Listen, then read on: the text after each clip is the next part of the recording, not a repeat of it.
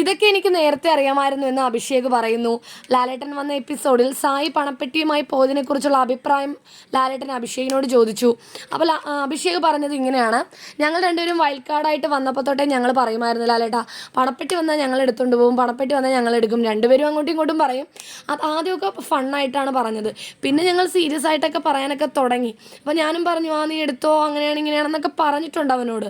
അവൻ എടുക്കും എന്നൊക്കെ പറഞ്ഞപ്പോൾ പിന്നെയാണ് എനിക്ക് ദിവസങ്ങൾ ചെല്ലുന്തോറും മനസ്സിലായത്, അവനേക്കാൾ ഇവിടെ ആ പൈസയ്ക്ക് എത്ര രൂപയാണെങ്കിലും ആവശ്യക്കാരുണ്ട്. ഒത്തിരി ബുദ്ധിമുട്ട്